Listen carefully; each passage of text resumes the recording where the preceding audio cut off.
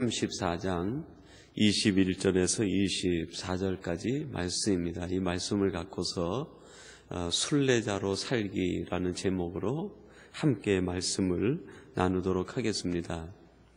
하나님께서 이스라엘 백성들을 애굽에서 구출해내시고 그들을 가나안 땅으로 들여보내시면서 하나님께서 주시는 명령 가운데 한 가지가 너희들은 1년에 3번 내 앞에 보이라. 너희들이 정한 때에 내 앞에 나와 예배하고 경배하라 하는 명령과 규례를 주시고 있습니다. 그래서 오늘 말씀 23절, 24절에 보면 같은 문구가 반복이 되는데요. 매년 3번씩 주 여호와 이스라엘의 하나님 앞에 보이라. 매년 3번씩 하나님 앞에 나오라 하는 것입니다. 그 3번의 절기는 이런 절기입니다. 첫 번째는 유월절이고, 두 번째는 오순절, 그리고 세 번째는 수장절. 근데 이제 이 절기의 이름이 각각 또 다른 단어로도 표현이 됩니다. 유월절은 무교절이라고도 대신 표현이 되어집니다. 유월절은 하루 하나님 앞에 절기로 드리지만 그 이어지는 절기가 7일 동안 무교병을 먹기 때문에 다른 말로는 무교절이다, 그렇게도 표현을 합니다. 그리고 오순절은 그때로부터 해서 49일이 지난 50일째 절기를 가리켜서 오순절이라고 하는데, 그 말을 다른 말로는 77절 그렇게도 얘기합니다. 7일이 7번 된다. 그래서 오늘 본문에 보면은 77절을 지키라. 그래서 그 77절을 가리켜서 신약에서는 오순절로 얘기하고, 그 오순절 때 마가의 다락방에 성령이 임한 성령 강림절이 바로 그 절기를 상징하고 있습니다. 그리고 마지막에 나오는 절기가 수장절이라고 하는데 추수감사절입니다. 이때는 또 이 사람들이 밖에 나와서 초막을 짓고 생활을 하기도 합니다. 그래서 다른 말로는 초막절, 그렇게도 이름을 붙입니다.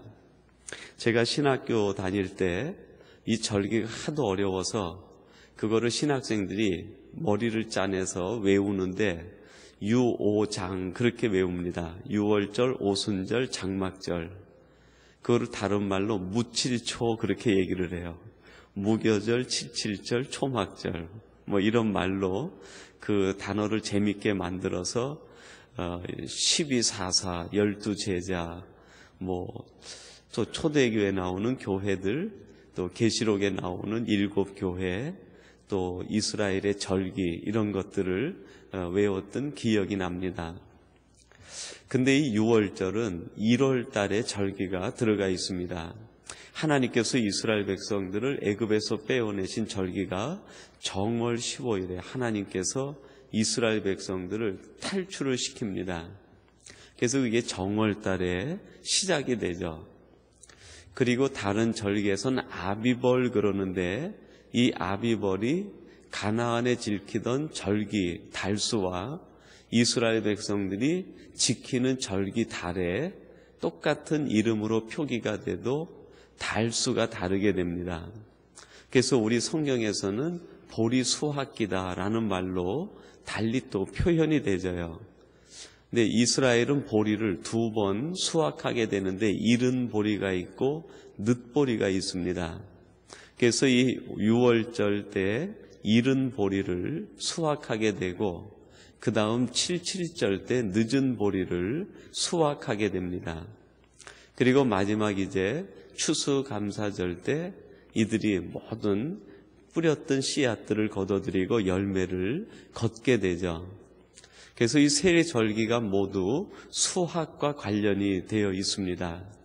무엇인가 땅에다 뿌리고 그것을 자신이 노력하고 수고해서 열매를 거두어 드리는 절기가 바로 이 세 절기와 관련이 되어 있습니다. 그런데 하나님께서는 이 절기 가운데 너희들이 때가 되면 1년 3번씩 내게 와서 내 몸을 보이라, 그렇게 말씀을 합니다. 몸이 좀 바쁘면 걷어들인 수확물을 그냥 보내도 될 텐데, 또 내가 농사일에 시간이 없으면 내 집에서 기르는 가축 중에 아주 그 양질의 가축, 좋은 가축을 그 하나님 앞에 가는 사람 편에 대신 보내도 될 텐데, 하나님께서는 예물만 보내지 말고 내가 거둬들인 수확물만 보내지 말고 내 몸을 보이라, 그렇게 말씀하고 있습니다. 그리고 우리가 오늘 본문을 읽은 21절에 보면 그때가 씨를 뿌릴 때든지 수확을 거두어 드릴 때든지 밭에서 일을 해야 될 때든지 관계없이 너는 안식일을 지키고 그 때가 되면 절기를 지키라, 그렇게 말씀하고 있습니다. 이스라엘 백성들이 가나안에 들어가서 농사 짓는 것을 배우면서 농사 짓는 일이 시기를 놓치지 않는 것이 얼마나 중요한가 하는 것을 이들이 배워가게 됩니다. 농사를 짓는다는 것은 시기를 지켜서 시기를 놓치지 않는 것이 농사 짓는데 아주 필수적인 거죠. 그런데 하나님께서는 그 시기보다 더 중요한 것이 있는데 내 앞에 와서 내 몸을 보이는 것, 그것이 더 중요하다는 것입니다. 가나안에 들어가서 이들이 살면서 이들에게는 두 가지의 시간표가 있게 되었습니다. 하나는 농사를 짓는 시간표고 하나는 하나님께서 그들에게 말씀하시는 시간표였습니다. 이들은 둘 사이에서 결정을 해야만 했습니다. 땅의 시간표대로 살아갈 것인가, 아니면 하나님께서 보여주신 시간표대로 살아갈 것인가. 하나님께서 오늘 말씀하시면서 너희들이 땅의 시간표대로 살아가면 내가 너희들을 지키지 않겠다. 땅의 시간표로 살아가면 내 의지와 내 기술과 내 방법으로 한번 살아보아라. 내가 너의 삶을 방치하겠다 하는 강한 표현을 역설적으로 주고 계십니다. 그러나 반면에 나의 시간표대로 살아가는 사람들은 내가 그의 대적을 막아주고 그 모든 열방의 어려움들을 막아주고 내가 너의 지경을 넓히고 내가 너의 가정과 모든 것들을 책임지겠다, 그렇게 말씀하고 있습니다. 실제 이스라엘 백성들은 이제 역사적으로 이 둘 중에 하나를 선택해서 살아가게 되죠. 농사 짓는 시기에 맞춰서 땅의 시간표대로 살아갈 것인가, 아니면 그 모든 것들을 감수해내고 하나님의 시간표대로 살아갈 것인가. 오늘 예배하는 여러분들은 어떤 시간표를 따라가는 사람입니까? 하나님의 시간표입니까? 아니면 땅의 시간표입니까? 하나님의 시간표를 따라가는 것, 오늘 본문의 의지에서 보면 1년 3번씩 하나님 앞에 올라갔다 온다는 것이 얼마나 많은 시간과 얼마나 많은 결단을 촉구하는 사건인지를 우리가 짐작할 수 있습니다. 요즘처럼 교통편이 좋아도 차로 몇백 킬로 갔다 오려면 하루가 꼬박 걸리는 그런 문명의 이기 시대를 살아가고 있는데요. 걸어서 다녀야 되는 이때에 저 시골에 있는 사람들이 예루살렘 성소에 한번 올라왔다 간다는 것은 몇 달씩을 투자해야 되는 아주 어떻게 보면 귀찮다고 하면 귀찮은 일일 수도 있습니다. 자기의 생업을 완전히 포기해야만 가능한 일인 사람도 있습니다. 가까이 있는 사람에게는 간단한 일일 수도 있겠지만 거리가 먼 사람에게는 그 일 자체가 생명을 거는 일일 수도 있습니다. 언제 어디에서 도적이 나타날지 모르고 언제 어디에서 강도와 맹수가 나타날지 모르는 그 험악한 산길과 들길을 지나서 온다는 것, 그 자체만으로도 위험한 일이지만 그것을 하기 위해서 방치해야 되는 가족들, 방치해야 되는 자기의 땅에서의 일들, 이런 것들을 생각하면 쉽게 결단하기 어려운 일이 하나님 앞에 3번 와서 예배하는 일이죠. 어떻게 보면 1년 내내 이들이 하나님 앞에 올라왔다 내려가는 것이 그들의 전부일 수도 있습니다.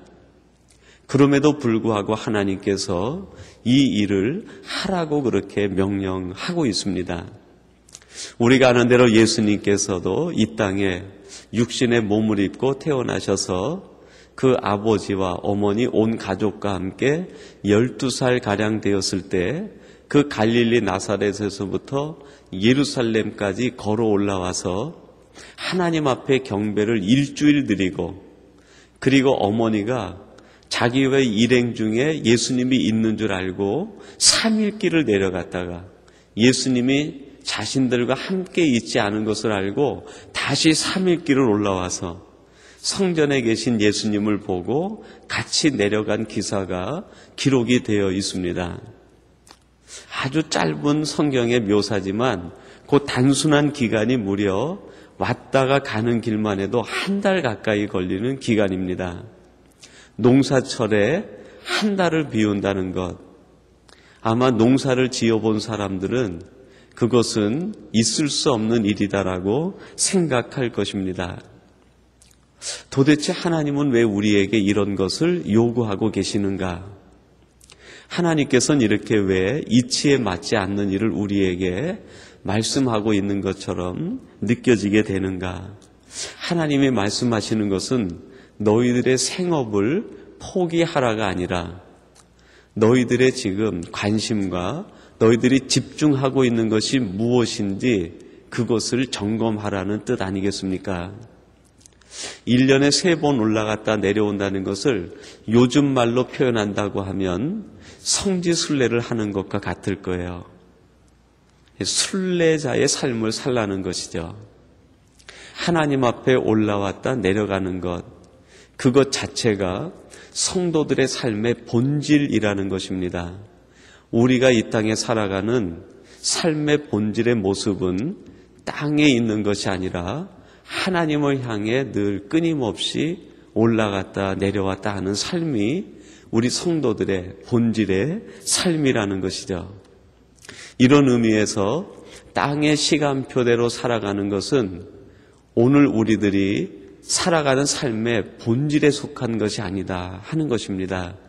우리의 삶의 본질은 하나님을 향해 나가는 것이지 땅을 향해 나가는 것이 아니다 하는 것을 우리는 늘 기억하고 마음에 결단하고 고백해야 될 것입니다. 1년에 3번 내게 내 몸을 보이라 하는 것에 담겨있는 신약적 의미는 무엇이겠어요? 너는 순례자다 하는 것이죠. 너는 나그네일 뿐이다. 이 땅은 너의 본향이 아니다 하는 것을 우리에게 상징적으로 말씀해 주고 있습니다. 이런 의미에서 우리는 이런 결론을 지을 수 있을 것 같아요. 성도들의 삶은 본질적으로 순례자의 삶이다. 우리 성도들의 삶은 본질적으로 순례자의 삶이라는 것이죠. 저와 여러분들은 모두가 순례자들입니다. 하나님께서 이 세상에 순례자로 보내신 것이지 이 땅에 정착자로 보낸 것이 아닙니다. 그런데 우리들은 순례자의 삶을 거부하고 정착자처럼 살기 원할 때가 얼마나 많이 있는지 모르겠어요. 이런 모습을 보면서 하나님이 끊임없이 우리에게 주시는 음성이 무엇이겠어요? 너는 땅의 정착자가 아니다. 너는 순례자다. 이것을